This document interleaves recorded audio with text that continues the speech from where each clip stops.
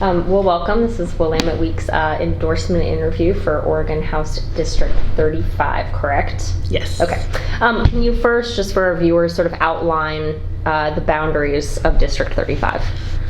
It's kind of like a wolf's head shape. It starts at 217, goes out to Cornelius Pass. Walker is the north line, and then sometimes Farmington, sometimes Canyon is the south line, and it's Beaverton and Aloha, which is a bunch of unincorporated Washington County. Great, thank you. And can you take 1 or 2 minutes and just introduce yourself? Tell us a little bit about yourself, your professional experience. Obviously, you're in office, so how long you've been in office for, and then why you're running again. I'm Farah Chaichi. I use she, her pronouns. I've lived in Beaverton my whole life, minus college, and I'm the incumbent, so this is still my first term, and they make us reapply for the job while you're in the middle of it. My professional experience outside of the legislature is I work at a law firm running conflict checks and opening matters and creating ethical screens. And you currently do that? Yes. Yeah, okay. And are you a member of the Oregon Bar? No, Okay. I am not a lawyer. Okay. I work in an administrative department. Got it, okay. What's the law firm? Stoll Reeves. Oh, okay, great. Tell us maybe 1 or 2 of your greatest accomplishments in the legislature. For the county, we got over, I think, 2 sessions, almost $14 million for the CAT, the Center for Addiction Triage and Treatment, which is going to add almost 90 beds to recovery services and then have wraparound services and have multiple levels of responses to addiction treatment. And then... And that is not up yet, but it's... No, okay. I believe 2025. Got it. Fall? Okay. I think it's fall. Got it. And it's not in my district, but it's really close. Where is it? Or which district, technically? I don't know whose district that is. It's right by Tannisbourne, though. Okay. So it's either Reynolds or maybe Sosa. And were you a chief sponsor, or? No, it was it was in different funding. Got it, okay. So it wasn't the product of a bill? No. Okay, And it's okay. over multiple sessions. Got it, okay, great.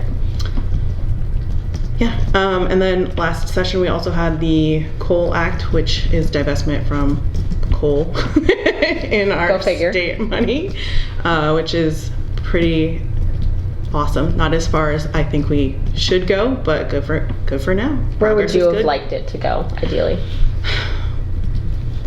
It's aspirational. So the treasurer has a fiduciary duty to get huge returns on investments, and so still wanted, if it was more financially responsible, to not be held accountable to have to get rid of it right away or whatever. So I guess I get that balance, but in the long term, I don't think that it's going to be very fiduciary responsible to continue to have dirty fossil fuels in our state portfolios. Got it. What's the next bill you'd like to introduce to the legislature? Well, it's going to be a transportation year, and so I'm probably not going to have a bill, but the biggest thing for my district is sidewalks. I don't know how much time you've spent in unincorporated Washington County, but we have a lot of areas where there's not safe access to going anywhere, and we have a lot of people who don't have cars. So safe routes to schools, sidewalks, bike lanes, that's what I'd really like to advocate for, especially after talking to voters at the doors. And then for me, my personal bills, I am going to reintroduce the bill that gets the state out of the way of local jurisdictions if they want choosing to do rent control. Right now they don't have that option. I just feel like if we're not going to do it, if we're not going to take the bold enough action to keep people housed in certain areas, and the locals are wanting to do that, they should be able to. They meet all year, whereas we don't. And we often hear that, like, what is a good solution for Portland isn't going to be a good solution for Wasco County, and vice versa. So letting people decide that for themselves, I think, is helpful. So this bill would basically transfer power to local municipalities to decide rent control, or how? It would. I don't know about the transfer. Like, we would still have the rent cap. That would be like the floor. And Okay. if they wanted to do something additional, they could. Got it. My recollection was that a rent cap was put in place, and that part of that rent cap bill was that there was a moratorium essentially on any lower rent caps inside municipalities. Roughly, is that right? Am I Initially, remembering that, or what we changed. And it's entirely possible that could be, either way. I could be misremembering. I'm not in any way like trying to tell you how. No, it is I know. done. I'm like, but is this something that I missed? No, here's what I remember, and it's a long time ago. But I remember that there was a series of caps put in place by Chloe Udaly at the city level, and then the state got a little nervous and came in and said, like, what if we had a higher cap than that and got rid of yours? That's what I remember, but I could be wrong. That makes sense, but I think that the way that the landscape is now, like, we are continuing to see, and I'm still getting emails from constituents that, like, what we have in place isn't working for them. So if locals are interested in doing that, like the mayor of Corvallis is on board for this, then we should let them. Sure, and I'm actually not arguing with your policy proposal. No, I know. I'm just actually curious, what is the cap right now statewide? It's inflation plus, Is it I wanna 7%? it was 7. And then we were gonna do 3, but I don't think we got to 3. Okay. So the mayor of Corvallis would like the number to be what, you think?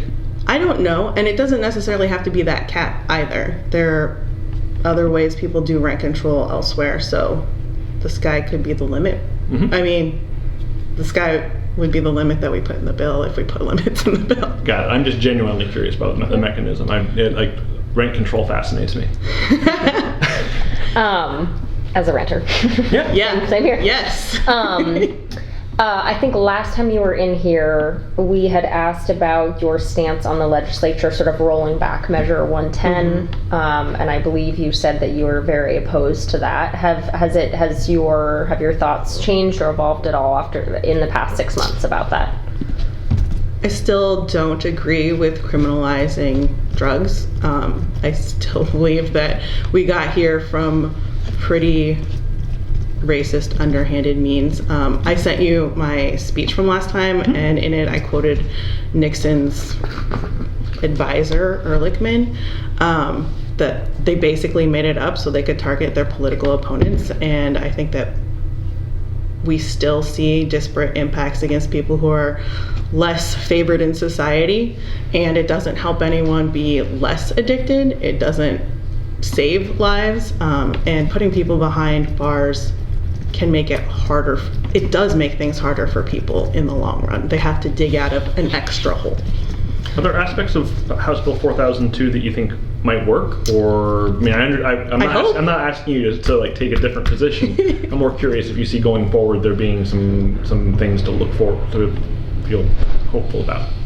I mean, the city of Beaverton has a behavioral health court and the Be Sober program, and so I think that those can be helpful for people. So I think that's a potential positive. How's Washington County's deflection program looking to you? Honestly, I haven't looked at it yet. Almost certainly better than Multnomah County, so. I'm happy that we have one and that we have commitments from our local electeds to actually do deflection. Like I said, it's better than Multnomah County. You actually have one. How long have you guys had it? I don't know. That's an excellent question. What do you think is sort of misunderstood about your district? I mean, there's so much focus on, Portland proper, and you guys are unincorporated, much of your district is unincorporated. What do you think is misunderstood about your district? I think that there's a stereotype of the suburbs, and it is wealthy and white, and that's not what we are. We're super diverse. I think that's what I was saying last time I was here and the lights went out. We have like 90 languages spoken, and we are super working class and heavily renters. So being part of the suburbs, people think you don't need as much as you do, but we actually need a lot of services because not everyone is thriving the way that the stereotypical suburban family is seen as. Other than transportation, sidewalks, I mean, where else do you think the legislature's priorities should be when it comes to, Washington County, Aloha, Beaverton? Not just related to transportation. Well, we need affordable housing, and not just rent, but houses also. I don't like to tell people, but I frequently tell people I'm never going to be able to afford a home in my hometown. And as the years go on, that just gets worse and worse, and wages aren't keeping up with housing prices. So figuring out how we can make sure that people can get into homes that will build them equity and generational wealth, I think is an important priority, especially because we have a lot of immigrants, and they're coming in ground level, and we should be giving them the same opportunity to advance as everybody else. Do you think the minimum wage should be raised? Yes. Would you bring a bill to that effect, or I don't know. why not? Why not? It's too spicy. That might be too honest of an answer. I think that it's a really I've never big. seen you shy away from spicy before. I know. That's not your brand. It's not, but having a full-time day job and then having a full-time legislative job, which we're supposed to be part-time, but it really is a full-time gig. It's really hard, and you have limited bandwidth, and I would love to introduce spicy things so that we can at least advance the conversation, but the bandwidth to work on something that isn't going to go somewhere just is not there sometimes. What do you think is an appropriate minimum wage? Whatever the living wage is for our area. Let's go to around like 22, 23. Yeah. Your Republican competitor in this race is Dan Martin. Why are you the better choice than him? I've been super involved locally since 2014, so 10 years. I've spent a lot of time getting to know the area, our constituents, the issues, and as a civics nerd, I feel like that's kind of who you want to be in a position like this. I've gotten comments several times in the last month commenting on my level of engagement with lobbyists and advocates, and it leads me to the conclusion maybe that's not a normal thing, which is disappointing, but also like reinforces that I am here to do this work and do it well and be active in it instead of just occupying a seat and rubber stamping stuff. Are you door knocking for this campaign? I did in May. I haven't yet this part of the cycle. I would like to. I know that there are much tighter races, so I don't really want to draw those volunteers from other campaigns, but that doesn't stop me from door knocking. Sure. Do you plan on personally door knocking? At least a little bit, because this is our only opportunity to engage non-affiliated voters, and they outnumber the registration of either party in our district. What is the percentage of non-affiliated voters? Ooh, I don't remember. I was definitely going to look that up this morning too. Like 30s, 40s, somewhere in the 40s? I want to say 30s. I think Okay. 30 sounds right. Okay. Yeah. And there's probably like, what, a 8-point Democratic advantage over the Republicans in that district. Is that about right? Last time I checked, it was double digits. Okay. Okay. We've had some spirited back and forths trying to define where you sit within the Democratic Party. Oh, You and I have, I think, as I recall. spirited. I would call it spirited. But I'm actually just curious, who do you see yourself as having the tightest or most productive affiliation with in the legislature? Who are your closest allies? Well, I've worked really closely with Mark Gamba over the years in the Democratic Party, the state central committee, so he is obviously a natural ally. And then the BIPOC caucus is pretty tight, like a tight-knit group, people that you can turn to be like, hey, what do you think of this? Am I overreacting?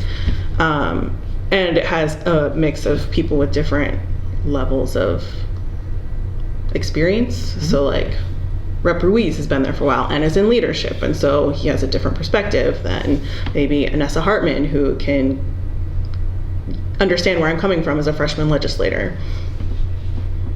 Who's most impressed you of older and more experienced lawmakers in the chamber? Representative Lively, I often say, is my favorite representative. Why? He is very straightforward and will tell you how it is and not skirt around issues. He's very direct, even if we don't agree on things. And I just appreciate his dry sense of humor also. Those are my questions. Okay. Well, I guess we'll do our fun It's questions. a shorter entry because you don't have a. Yeah. I know. Typically, this takes like 45 minutes of like back and forth, but there's not a lot of back and forth. I know, I was a little nervous. You want to when I ask didn't show yourself a up. question? Okay, what were you known for in high school? Ooh. I have no idea. I did the crew in drama for a little while, but I wouldn't say I was known for it. I guess just behaving myself. There it is! Yay! Ta-da! You were known for behaving yourself. Well, like being a good student, like Okay. actually doing my You're work. a goody two-shoes. Not exactly, but like, I was a very good teacher in high school. but like, I didn't want my parents to be disappointed in me, so I just did what they wanted. All right, there you go. Great. Well, thanks for coming in. Thank you I guys. appreciate it. Easy, painless. Good to see you. On to the